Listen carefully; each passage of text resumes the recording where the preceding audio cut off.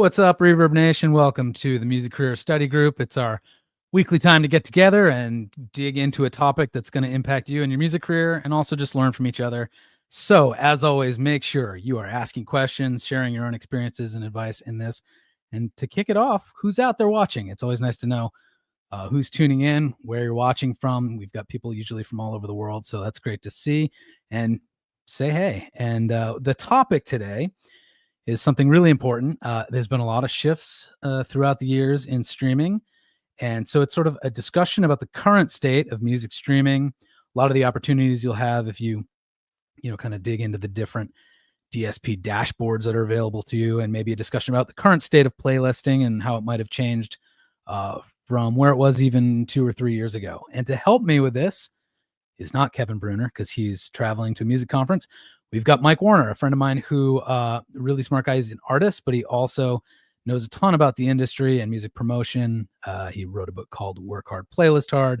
He's got a website called AskMikeWarner.com.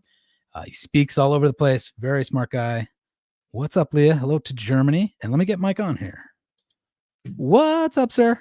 Hey, Chris. It's been a minute, my friend. It has been. It's good to see you on this live stream, as opposed to other live streams it might have been. As opposed to those private live streams we do. Those ones, yes. That sounded really, really shady. I was gonna run with it though. No, I caught a bit of your live lunch songs and was jamming out, and I was like, I get to hang out with this guy today. Yeah, right after I did that, so he's talking about a live stream music series I do every Thursday, and I watched back like a few minutes of it. My voice was too quiet. The balance was off. These are the things you can't know in real time. That's okay. Well. You can always turn the volume up. Yeah, that's true. So, how's it going? Do you want to maybe tell people a little bit about yourself as an artist and how that sort of led into you taking an interest in streaming and playlisting and all that stuff? Yeah, sure. I can do the quick spiel. Yeah, do it. You know what? If you want to throw my screen up, I could probably even have some visuals, make it a bit more fun. Like instead of just, I'm not busting into a full presentation right now, but let me see. Look, Sue's tuning in. Hey, Sue. Sue was on my live stream. Now is on this one. See, this is way more entertaining. So like, this is actual footage. Like, my start in music was, as an artist. I mean, really, if we go back to high school, I made mixed CDs, and then I got into DJing, and then I got into production. What we're looking at on the screen here is my group Date Night. This is a gig that we did some time ago. This was actually one of our first gigs as a group. I've been in multiple music projects before, but, music's always been a part of my life. Thoroughly enjoy creating music, even if it doesn't always go anywhere. I just love the whole process. And, many, many years ago, with Date Night, we made the choice to go independent. And that led to having to do a lot of things ourselves and learn how to do them and make a lot of mistakes. And through that, I kind of turned into the other side of the industry. What am I saying? My English is off today. I went into the other side of things, which is sharing all the learnings and talking to artists and talking to their teams, and eventually talking to even people at DSPs and people at music distributors and their teams, and sharing what I learned, and realize that there's a lot of things that have been overlooked, a lot of things that are, what I consider the most important things that artists aren't aware of, or, they don't necessarily know the why that they're doing these things. So, I just kind of shifted my focus and went all out on, I'm going to get out there and, do a lot of talking and hopefully reach a lot of people and help them. And that's kind of how we connected initially as well. Yeah, absolutely. When we were wearing some different hats, and, we continue. Yeah. And in your group and my music, we've worn hats together. We did a collab, 5 years ago at this point. That was a lot of fun. Well, so a question for you. I know you've been speaking on this topic for whatever you just said, 7-8 years, something like that. And I feel like there was a period between like 2014-ish and maybe 2020 where it seemed the conversation in the industry was almost entirely about Spotify playlists. There was unique kind of new opportunity with third-party playlisting on that platform. So its dominance made a lot of sense. Can you talk maybe about like what, if anything, what has changed since then, and what opportunities still exist at Spotify, and maybe what opportunities people don't know about in other platforms? Yeah, I mean, look, Spotify was one of the first, that really offered a solution. Oh, Chris has just removed. Oh, I'm still there. I'm just putting you up. Okay, yeah. I was like, damn. Don't be nervous. You're just getting a lot larger. Okay, I'm gonna sit back a touch. Yeah, look, Spotify is one of the first platforms to provide what they do in the way of streaming, and so 2014, it was still very early stages. I found a lot of people weren't really on board yet, meaning they'd never downloaded the app. They still listened to music with MP3s they downloaded or CDs, and things like that. So, the point of entry as far as making contact definitely felt less crowded at that point. To give you an idea, I went onto a social media network at that time that was known as Twitter, and sent a direct message to the Spotify team, and actually got a response. And that actually led to a release being featured on New Music Friday in Australia at that time. And that was really one of the first points where I realized, okay, there's opportunities here with this streaming thing. And, a lot of things, it always comes down to just simply asking. Obviously that was 2014-ish. Fast forward 10 years, and streaming has definitely grown, shall we say. There's a number of other apps out there, but the process is still somewhat the same. Like, if you've made music, you need to tell people at these streaming platforms, and you need to tell your fans, and you need to keep telling everyone. And I'm sure that's something that we're going to get into here today, Chris. But yeah. Well, how? Where do they start? What's kind of the foundations of their, I don't know what you call it, their promo house that they need to build when there's new music coming into the world? Damn, how much time do you have? 16 hours. Nice. No, look, I would say that, we'll stick on Spotify for a second, but then I do so want to get to all of the other platforms as well, and why you should also be paying attention to everyone, not just where you listen. But, with Spotify, a lot of people are familiar, but I always have to say this because there's someone in the room that isn't or has overlooked it. Once you've uploaded your release, it's ready for distribution, it's got a future release date set. The next thing that I tell an artist is log into Spotify for Artists, click the upcoming tab, and fill out that pitch form about your release. And I usually get a mix of responses. Some like, oh yeah, I always do that. And then some like, oh, I've done that for a few releases. And usually at that point, I'll push and I'll prod, and the response will be, yeah, look, I haven't had any support. So I don't bother filling it out every time. And, initially, like playlists, the goal was to get on playlists because that's all that we really knew it like years ago. Whereas now what we're seeing is it's more than just getting on a playlist. There's a lot of algorithmic playlists that are created. There's a lot of ways that artists are getting put in front of new fans through endless listening modes, through discovery modes.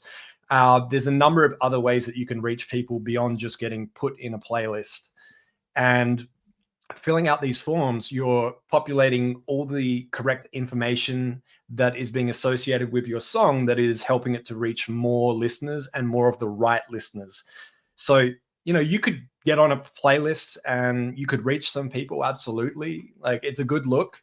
It's never going to be your entire marketing plan, and it never should be to get on a playlist.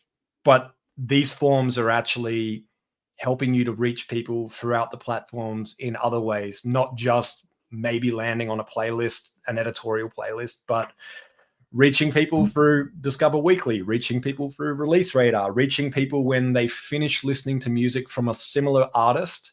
And instead of silence, Spotify and many of these apps will continue to deliver music endlessly because they don't want the music to stop. They want you to keep listening. So I always say these forms, don't think about it as I may get on a playlist if I fill it out. Think about it as I have to fill this form out because I want to reach people long-term on this platform. And I want to make sure that I'm reaching the right people, meaning people that are interested in the music that I'm making, as opposed to just sort of, pushing it out more broadly and letting the platform decide where your music should land. Right. And you mentioned it when you talked about Discover Weekly and Release Radar, but I always tell people, like, yeah, sure, maybe you'll get on a editorial playlist or something from this. But the real point is, as you've said, first to provide keywords and sort of context for the song that they may use and, whatever iteration of recommendations they're making. But kind of almost first and foremost is to get your music in front of your existing fans. So people who've already listened to you are the most likely to enjoy your new stuff. And you want to do whatever you can do to ensure they hear it. And that form kind of helps ensure that, I guess. Yeah, definitely. And if we can go, we started with Spotify as example, but if we can talk about that form on other platforms as well. Yeah. So Amazon Music for Artists, they have a very similar form that you can fill out. And, the benefits similar to what I mentioned, you can be considered, you may get heard by an editor, you could end up on a playlist. I'm very careful with my wording here. Yeah. But there's so much more than that. There's, again, reaching people through the endless listening modes. Anyone that's ever looked in their back end in Amazon Music will see that there's stations. There's a number of other ways that you can reach listeners without having to be dependent on getting on a playlist to reach them. And you're populating all of this information. You're selecting artists that have a similar sound to you and including them in the form. You're getting very specific with mood, genre, instruments used.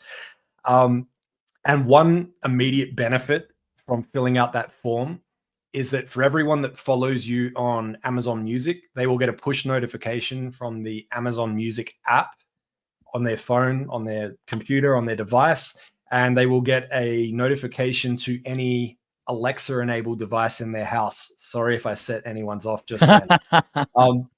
But, I always say, like, that is more than enough incentive right there.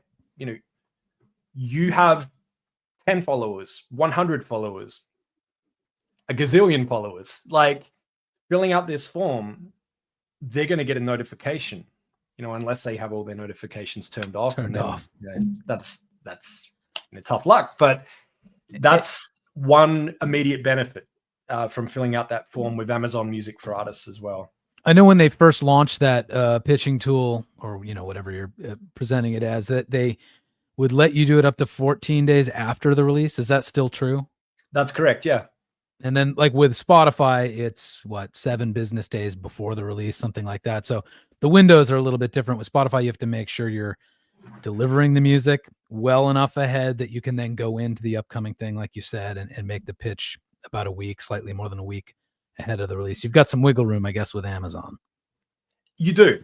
And I'm always going to say, fill out that form as early as you can because it has time to potentially reach more people prior to the release. But let's say that this is news to you today and you released a song earlier this week. You still have time to go in and fill out that form and make sure that your music's going to reach listeners long-term within the app. You may have, of course, missed some of the opportunities, but that push notification is still possible. In addition, making sure that your music is going to reach those listeners by adding all of that extra information. So it's not too late in that case. Cool. And just to quickly say to anyone who's joining us now, this is Music Career Study Group, and it's an open discussion about streaming and playlisting and promotion on various streaming platforms. So if you have questions, if you have advice of your own, let us know, and just say, hey, let us know who's out there watching and where you're tuning in from. We're here with Mike Warner, and Yeah, so you've talked about Spotify and Amazon. Quick question, I suppose about either of them. Mm. What do we need? You mentioned like all the kind of keywords, the genre information, that a lot of that they have kind of pre-selected options. But then there's that text field where it's like, it's up to you now, sell us on this, and you got to better get creative.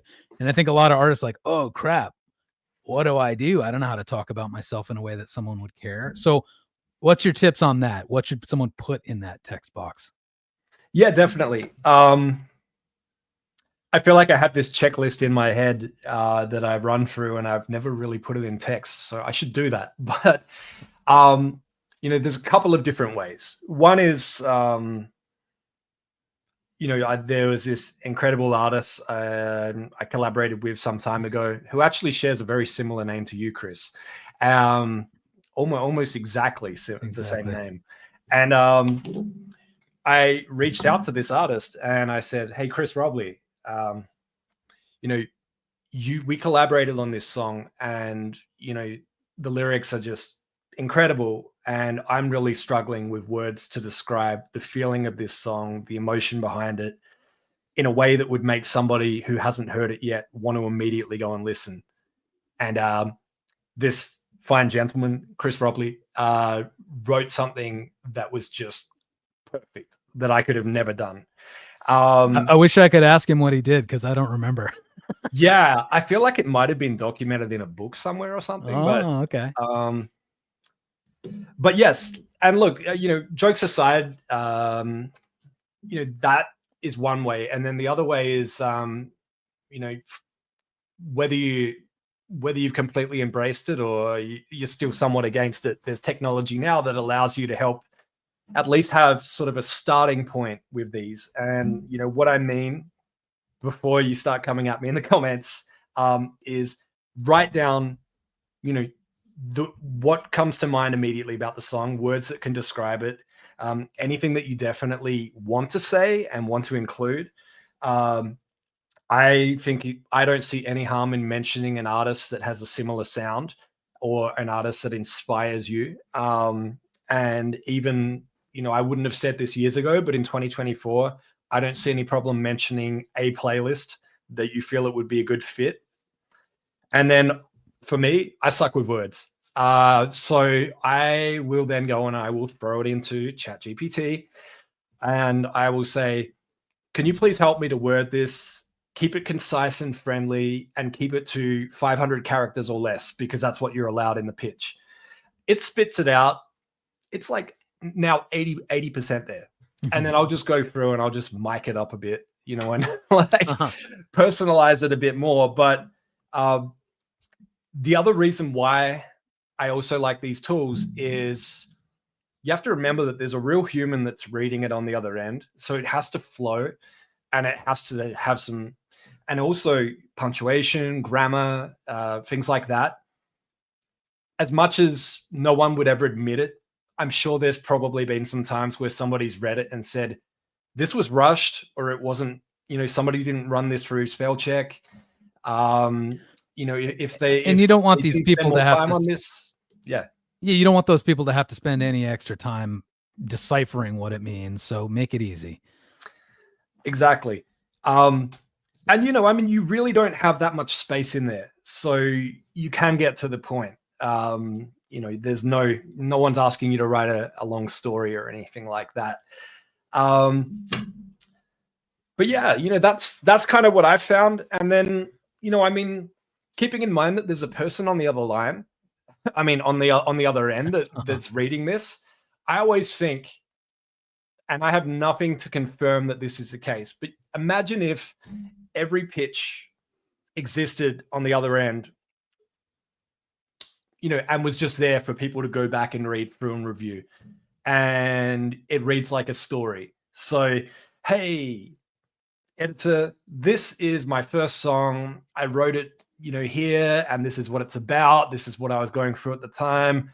This is where I think it could fit. And then, they keep reading through the pitches, and then hey, editor, I've now been doing music for 5 years, and I feel like I've really grown as an artist. I've learned a new instrument. I've collaborated with these people.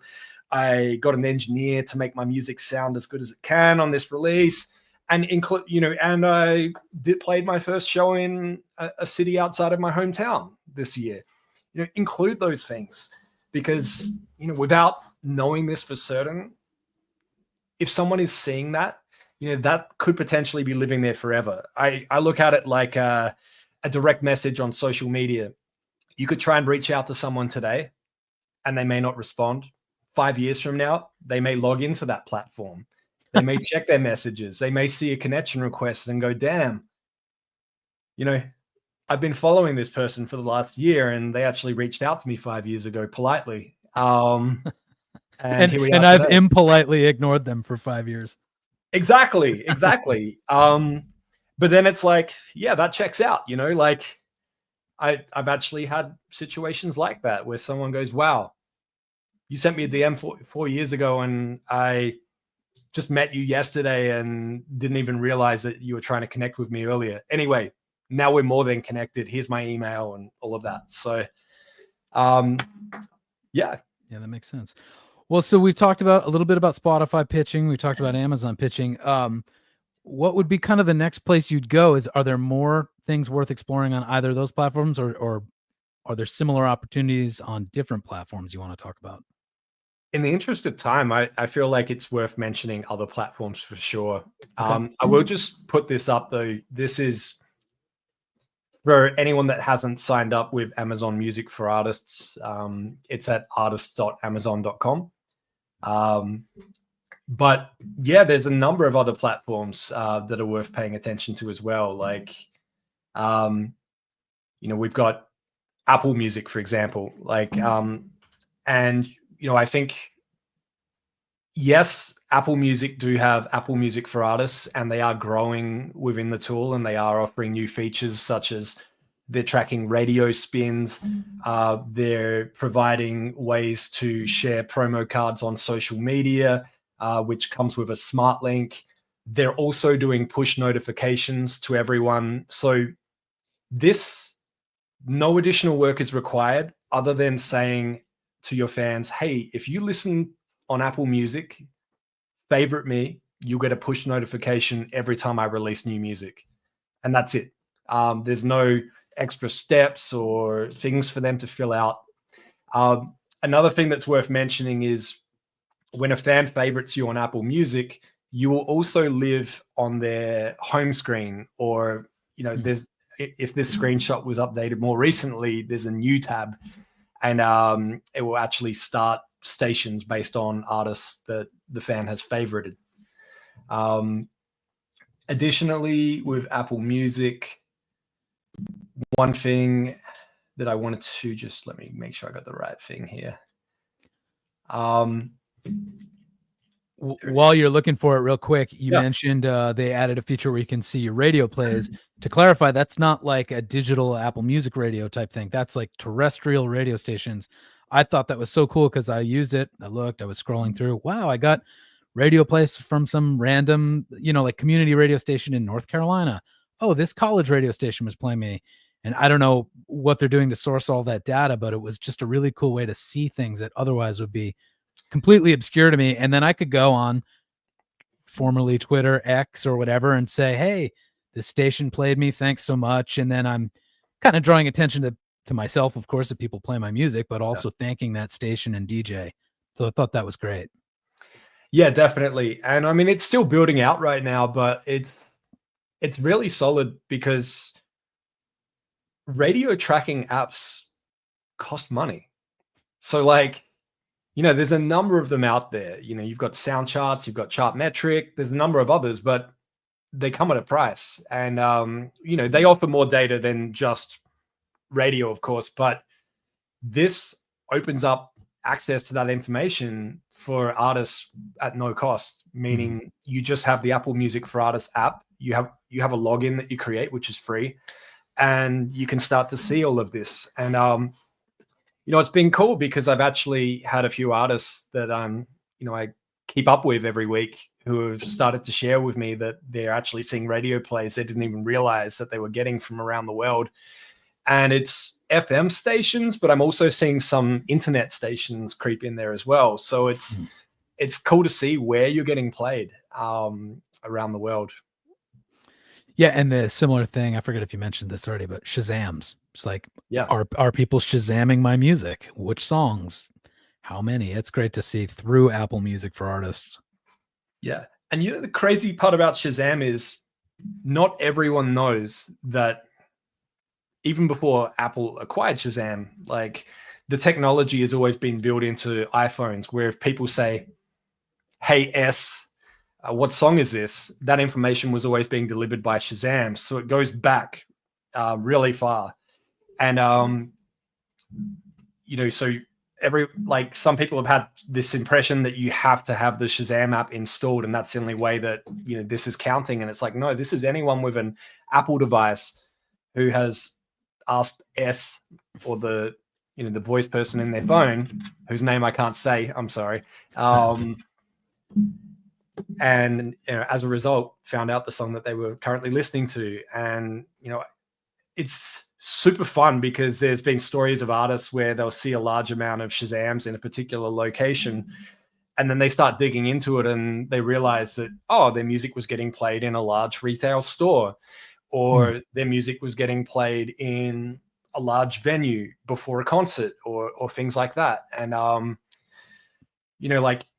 it's not going to tell you down to the exact location on the map, but it gets close enough that you can start to sort of dig deeper and find out. And, this can really help when it comes to trying to book a concert, because people can only Shazam the same song once per day. And, if you look at, let's say you had 400 Shazams in one location within 24 hours, that's 400 individuals that have heard your song somewhere in that location and hopefully liked it enough that that's why they've asked what song this is, and not for other reasons. I don't think there's a whole lot of people Shazamming songs that they think are absolutely terrible. Although I guess it could happen, but outliers for sure. Yeah, look, I'll be honest. If I heard a song that I didn't like, and this is me being nice, but if I heard a song that I didn't like, I'm not going to say, "Hey S, what song is this?" I have to know. I'm focusing on music that I love. Yeah. Instead.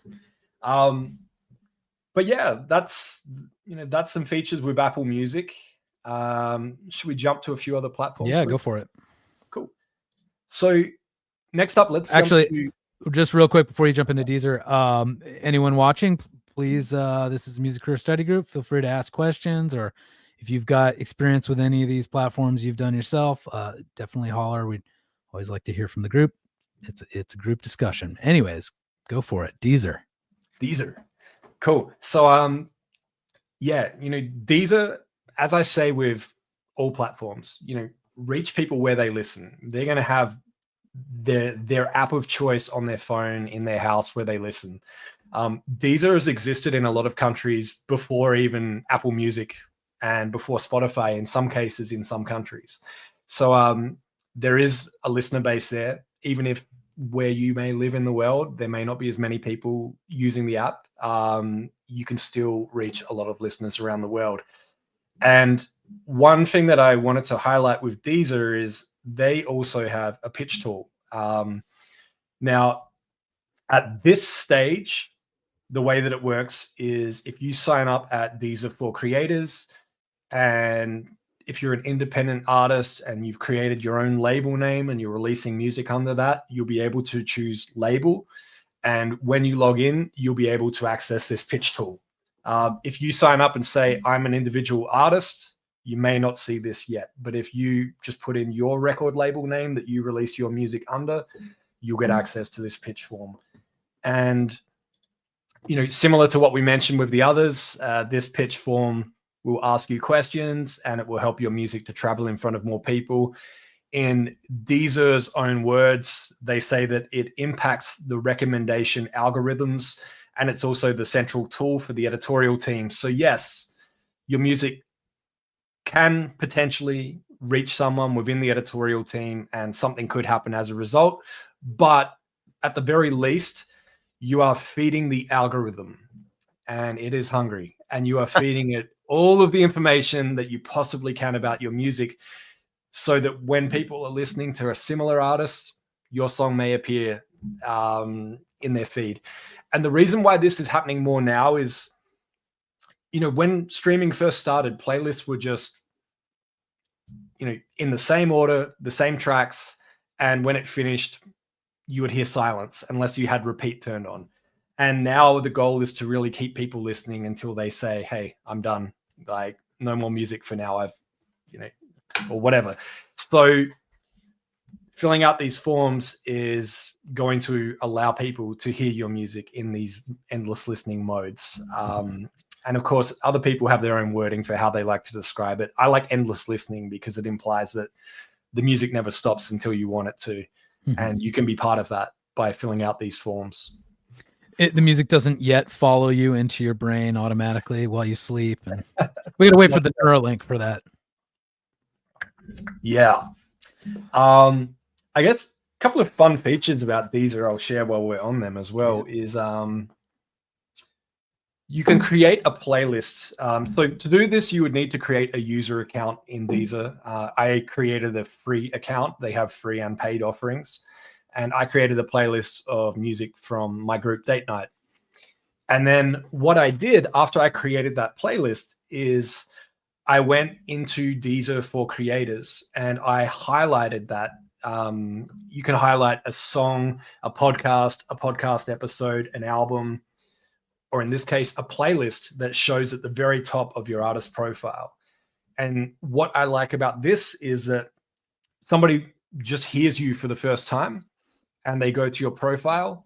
Instead of clicking around and not knowing exactly where to go next and what to listen to, here is a playlist that you've curated of your strongest songs, the songs that you would want someone to hear first, and in the order that you would like them to. And, this can lead to somebody pressing play, listening through your entire catalog, or even just listening to a few songs and then making a decision about if they want to follow you and, eventually become a lifelong fan or not. But yeah, this one is such a minimal amount of effort as far as create a playlist, drag your songs in there, order it, and then it can live at the top of your profile in Deezer for fans to discover. For this type of playlist, I forget, did you say that it has to be created at the user level, or can you make this as an artist? So you create it from a user account and then you grab the URL and basically paste it in Deezer for Creators. Okay. But yeah, and that's it. And then it can live at the top of the profile. In addition to, of course, further down the profile, you can also highlight it. But yeah, I've seen a number of artists do this, and I feel like it's such a nice warm welcome when you go to an artist profile, and it's like, what they want you to hear. Yeah. Yeah. And also just on the topic of artist profiles on streaming platforms, just at the very least having an image instead of a silhouette or, a blank square or circle. And then having a bio. And, in some platforms, they allow you to link out to external social media platforms. All of these things are extremely important. And, for me as a listener, as a potential future fan, when I hear music from an artist, I go straight to their profile. I read about them while I'm listening. If they have a bio, if they have social media links, I'll click to their social media, and then I get to know them more about them as well. And then I'll follow them there also, because I don't like the FOMO. If they're going to release new music, if they're working on new music, I want to know about it. If they're touring, I want to know about it. And that's something that I encourage all artists to do, is just exactly to Sue's point, is just and keeping the bio up to date as well, because that could actually harm you. I'm talking about how you go to a profile and you look at it and you're like, oh yeah, they've updated their photo and it looks like they're paying attention, they have a presence on this platform. This is now a home that's welcoming for me as a fan. But then if you scroll down to the bio and it's like, big things coming in 1999, it's like, well, hang on a minute. Chris's most recent album from Yeah, 2012. Exactly. So I will say, like, I'm not saying that update your bio every few months. Like, obviously update it once a year and add new things as they come through. But I try to keep it more general. So I would never say in the album that's coming out this summer or things like that, because, you know, let's be realistic. Like, there's so many streaming platforms out there. You're probably not going to log into all of them and update your bio that frequently. Right. So I would keep that a little bit more general. And then, you know, you have options like to add something more recent. You know, Spotify have artist pick, Deezer have highlights and status updates. A lot of these platforms have something where you can add something more recent in there, like our new album drops next week. Follow our playlist to hear it there first, or we just put this new single out. Here it is. Like, you don't need to have that in the bio. Cool. You know, some of my favorite promo features on a streaming platform come from Pandora, which I feel like a lot of artists overlook or just kind of don't dig into the tools of it. Do you have much to say on that? Oh, there you go. There's the slide. You're I ready. have so much to say about Pandora. Go for it. Like, I will just put this out there because I know, like, Sue's in the UK and there's people tuned in from all around the world. Pandora only exists in the United States, but that being said, Pandora is in the top 5 DSPs in the US in terms of subscriber numbers, in terms of listeners. You know, and to name the other 4, you know, you've got YouTube, you've got Spotify, you've got Apple, you've got Amazon. So, you know, all big names, and there's Pandora right up there. And a lot of people outside of the US aren't as familiar with Pandora or may not be aware because of that. And you know, I think if you aren't familiar with Pandora or you've overlooked them before, like, now's a good opportunity to sort of look at them with fresh eyes, because they are one of the biggest here in the US. And if you're trying to reach an audience here, you want to make sure that you're on Pandora, that you have a presence on here. And not only that, they actually have some of the strongest tools. You know, I'm trying to be careful to not make people think I work for Pandora, but you know, they've provided tools for many years. Like, back in the day, before you had your Chartmetric and sound charts, there was Next Big Sound. Right. And Pandora have sort of rolled everything together into AMP, which is short for Artist Marketing Platform. So amp.pandora.com is where anyone can sign up wherever you are in the world. Like, outside of the US, of course, you probably can't even download the Pandora app. But you don't need to. You can see everything through this tool on your web browser. And I'll cover some of the. I'll just do everything in here with Pandora. Actually, yeah, go for it. I love their tools; are amazing. Yeah. So some more recent ones that they've added. This first one is Spotlight, and so what Spotlight allows you to do is highlight up to 10 different things at the top of your profile. And what that looks like is it could be a mix of playlists, stations, albums, podcasts, and podcast episodes. And you know, the reason why I say podcasts is you, the artist, may have your own podcasts that you would like to highlight and let people know, or you may have just jumped on someone's podcast on one episode as a guest. So you can highlight that at the top of your artist profile, and people that are listening in Pandora can jump in and listen directly to that episode from your profile as well. These Spotlight picks, I said you can include up to 10 different things that you want to highlight that live at the top of your artist profile.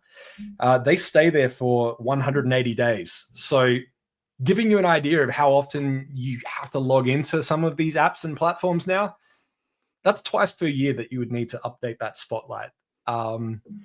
You know, no one's asking you to log in every single week and things like that. You can if you want. I do. I'm crazy. But the other thing that they have is the ability to add a bio. And profile photos. So a cover photo that lives at the top and the circular photo when people are searching for you, the artist. The bio is very new, like to let you know that up until recently, the only way that you could upload a bio was sending an email to a third party that sometimes would get the email and then go in and update it. And I they would forgot have to about get that. someone on that put it side out of my mind. Yeah. to review it. So the fact that you can add a bio in here directly and submit it, like, I was so happy to see this, because there was a lot of artists out there that just had a very empty looking profile or a very old bio that they couldn't replace. So take advantage of this. And then, you know, the other thing is you have a catalog of music that you've released that's on Pandora. You know, if you don't have access to the app, you want to know how many people are listening, you know, where they're tuning in from, how many listeners you're getting, how many streams you're getting. They have like a detailed catalog reporting screen. And for anyone that wants to like geek out and take it into a spreadsheet and really break it down, you can also download it as a CSV as well. But I thought this was a really cool feature because, you know, it's when I'm first talking to an artist about Pandora, I encourage them to take a look and see how many people are listening to you on there right now. You know, regardless of that number, imagine how many more people you could reach if you just use some of these features that they're providing. And so that kind of takes me to the next part, which is featured tracks. So this is my favorite feature on Pandora. And the reason I say that is you're going to get streams and you're not going to pay any money. There's also no difference in the royalty payout on these or anything like that. Not to, you know, but the way that this works is you can choose to feature a track that has been released within the last 12 months. So if you released a song 6 months ago, if you released a Christmas album last year, you can go in and feature a track from that album right now in time for Christmas this year, or any other holiday like Hanukkah or any other holiday that you may celebrate as well. And so featured tracks, basically you choose the track, you choose a start date and an end date. You can feature it for up to 8 weeks. And what happens is Pandora will take that track and they will put it in front of a larger audience amongst their stations, which means, you know, if you make, let's just say you make country rock, they'll take that song and they'll start playing it to listeners that also like country rock music to get an idea of, you know, how is this song going with this audience? And they'll capture feedback from that in the form of thumbs up, thumbs down, skip rates, completion rates. A skip rate being they listen to the song for less than 30 seconds. A completion rate being they listen to the song more than 75% of the way through the song. And the cool thing is, while this is happening, Pandora is getting all this information about where your song fits, which can help long-term as well. And you're getting streams. You're getting, in their case, they refer to it as spins. You're getting spins.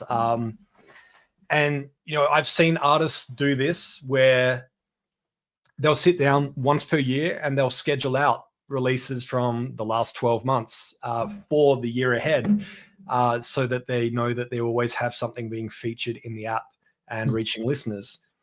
And to give you an idea, Pandora allow you to feature each track for up to 8 weeks, 6 tracks per year. So 48 weeks out of the year, you can have something being featured in Pandora, getting more listeners, getting more streams.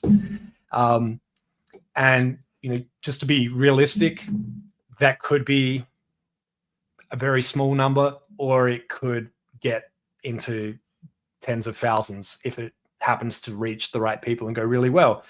And also it could lead to further programming and further reach and opportunities within Pandora. So it's one of the easiest things to do. Everyone has access to it in the app. And And it's one of the most beneficial because you are going to get streams. It isn't going to cost you anything other than your time. And the form is choose a track, choose a start date, choose an end date, tap submit, and that's it. On that point, could you maybe you already addressed this, could you go in once a year and do the start and stop dates of those 8 different tracks for the entire year at once?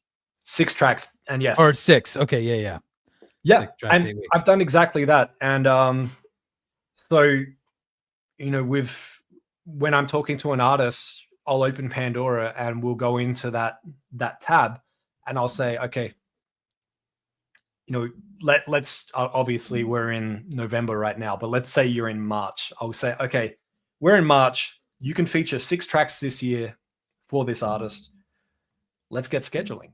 You know, and you know, it's what I really like about it. I know I mentioned it before, the holiday example. So there's artists out there that will release an album that falls around a particular holiday throughout the year. There's a number, you know, and they may have missed an opportunity the first time around, but if that release is less than 1 year old, you can still go in there and feature that to almost give it a second opportunity to get heard for that holiday the next year around. So, you know, Christmas is coming up, and there's artists that did exactly that. They released an album in early November last year, or, you know, December in some cases. Some people even released on December 24, which is wild to me. But they'll go in now and they'll feature that, and they'll start reaching an audience this year with that release that they put out last year.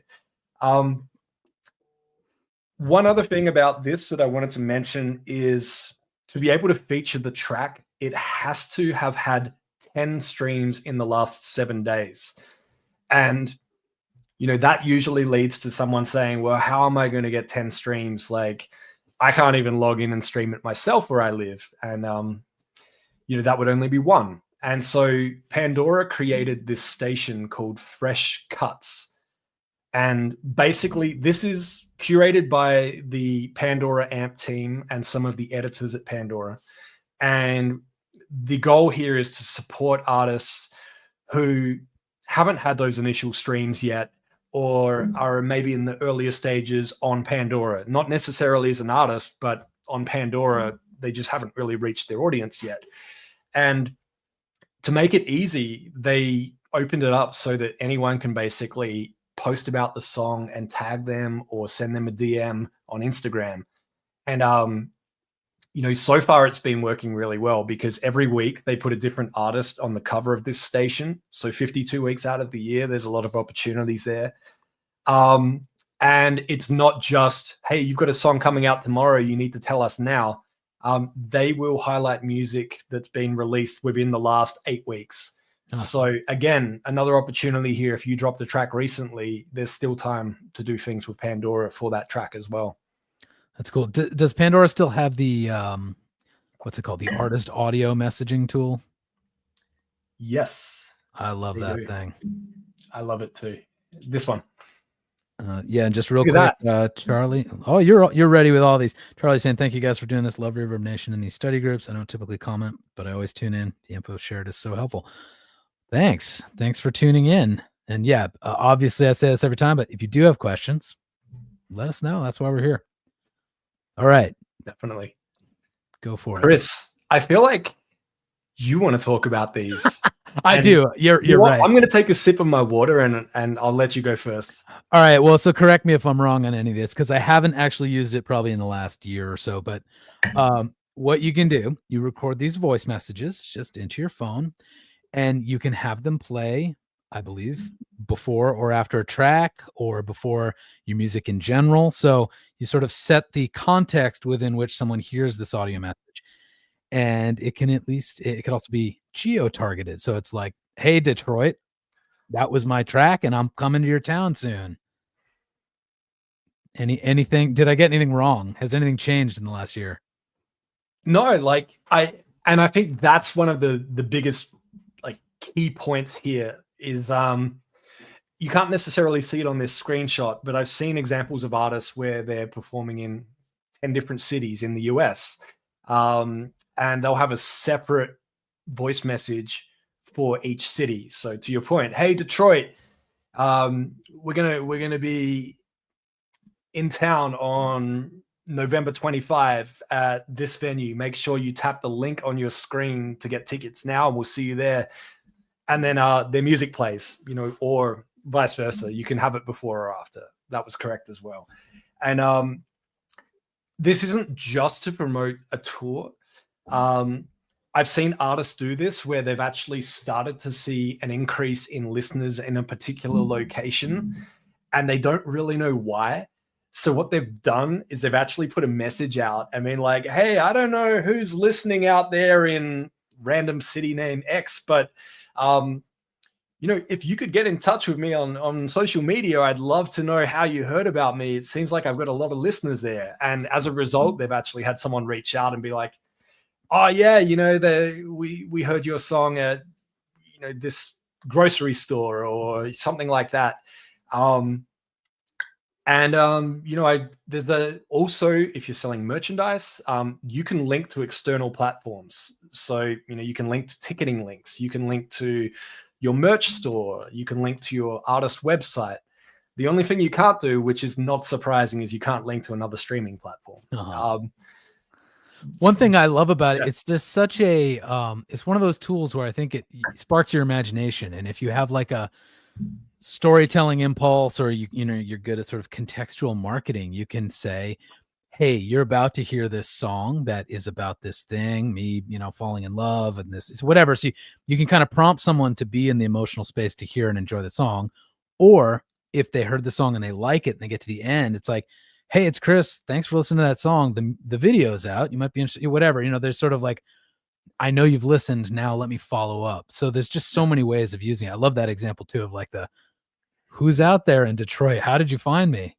Yeah, exactly. Like, I mean, I like to imagine it as I'm talking directly to this person, even though I don't know how that message is going to be received yet. Like, it just makes it feel so much more personal. It's like, I know that there's someone out there listening in this city. It's you. Tell me how you heard my music, and maybe I'll send you a t-shirt. Done. I like this comment here. You can record geo-targeted audio message using geo-targeted English accent. Wow. It would be amazing if Pandora switched your accent to be the dialect of whoever you're talking to. That would be pretty gnarly. One day. Who knows? Yeah. Well, what else you got? Any other tools that we should know about?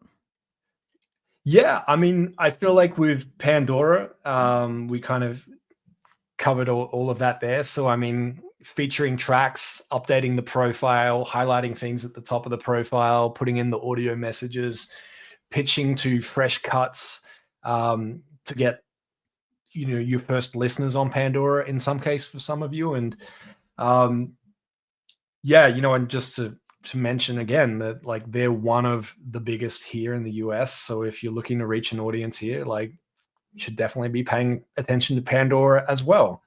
But I mean, I have, I'll be honest, I have hundreds of slides ready. That's why I can just kind of, when you bring things up, Chris. But, I also just want to invite, if anyone does have any questions, like, feel free to pop them in there, and, happy to address them while we're here. Otherwise, I'm also happy to jump in after, if this lives online forever somewhere. It will. So a couple things. I suppose people can follow up with you. You're at askmikewarner.com, right?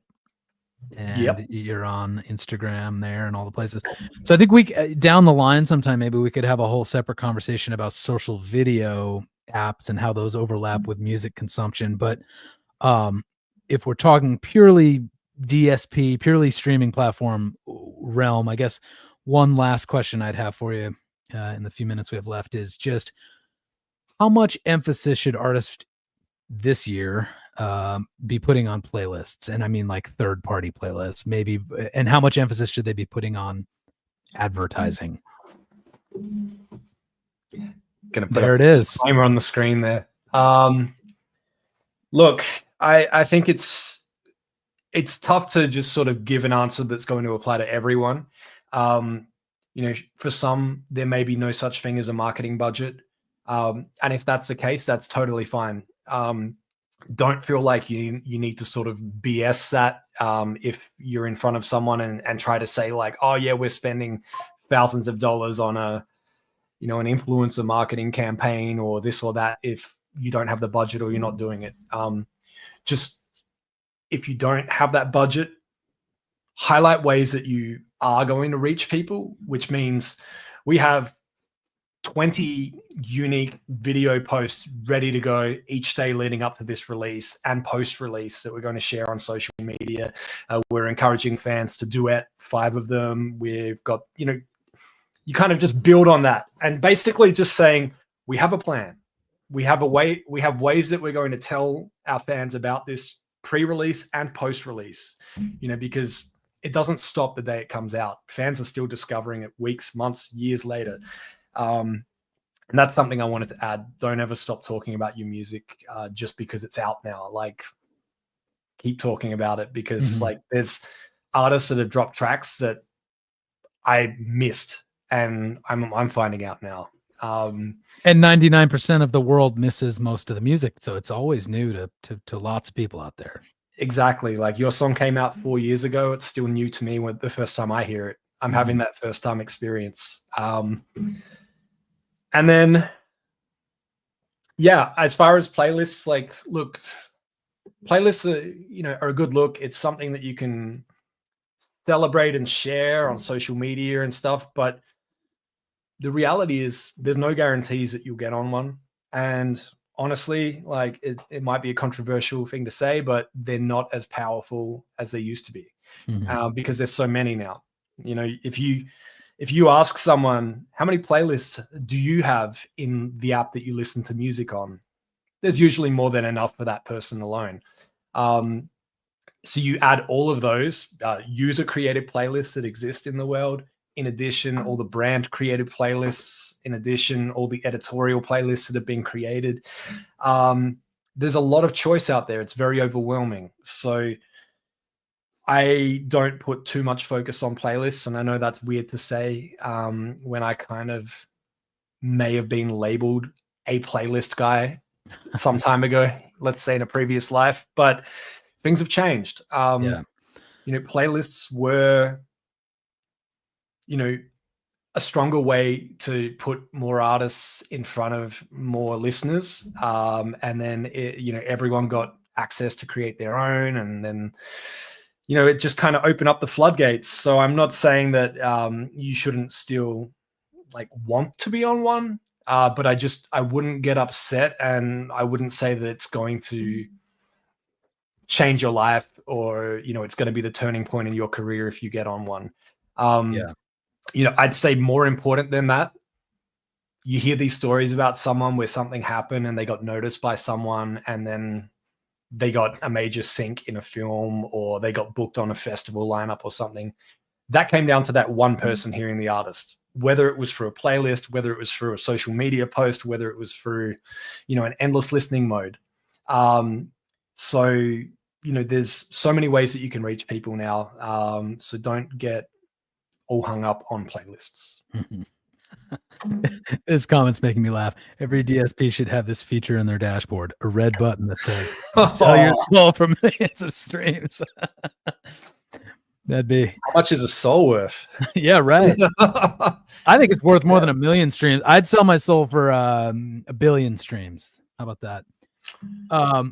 Another thing I was thinking before we close up is, not only is there all of the choice and sort of the oversaturation with playlists, but the DSPs, and I'm thinking specifically of Spotify, definitely made a decision to prioritize their own. And that makes sense because they have control, or I suppose they have the most control of what's happening in their own ecosystem. And people seem happy with those recommendations. So it's like, if you're getting the music you want through the official channels of that platform, then the third party playlists definitely lose some of their power and, potentially create some problems too. But I wrote a whole article about that yesterday on the Reverb Nation blog you can check out. But yeah. Any last words for folks and before we close up? Last words. That sounds so dramatic. Last words for today. I was mimicking your accent. Lost words. What accent? I don't know. It's coming through as American English to me because of the AI is converting your voice. Yeah. The geo. What was it that someone said? Geo-targeted accents. Yeah. Wow. Could you imagine that? That would be. I can. Yeah. That's just We're getting only into some 6 months dangerous away. territory, like trying to assume what accent would be most appealing to the end listener. And nah. Yeah. Well, just keep it authentic. Keep it you. Keep being you. That's perfect final advice for the day. Yeah, some really good fucking English there. Keep it you. Keep it you. Yeah. Sue is wondering when your next book is coming out, and maybe just once again tell people where to find you if they want more tips. Okay. Currently, the plan for the next book is January 1st, 2025. It's Whoa. never going to be completely done because I just stress myself out too much. Things change constantly, but so much has changed since the last one that the update is past due, and the format is going to be a little bit different. I won't say too much, but I will say it's going to get to the point a lot quicker, and it's going to be more hands-on. And I think that it's going to be something that will be really helpful for an artist that doesn't know what to do next, and why they should be doing that thing and how it can benefit them. So yeah. Is it coming out under the same title? No. Okay. Are we allowed to know what the new one is? No. Okay. But be on the lookout. Go to askmikewarner.com. I'm sure you'll hear all about it there. And yeah, thanks for doing this. It's been a lot of fun. It has. Have you back soon. And everyone watching, thanks for tuning in. We will not be back here next week. I'm just remembering because it's Thanksgiving, but a couple weeks from now, Kevin should be back from his very luxurious trip to Italy that he's taking right now. But we'll see you then. And oh, look at that party. Yeah, it's getting pretty wild in here. Like, what else can we do? Yeah. Wow. Are these all native to StreamYard? No, these are Apple. So if you use your iPhone as a camera, they're called reactions. What else is there?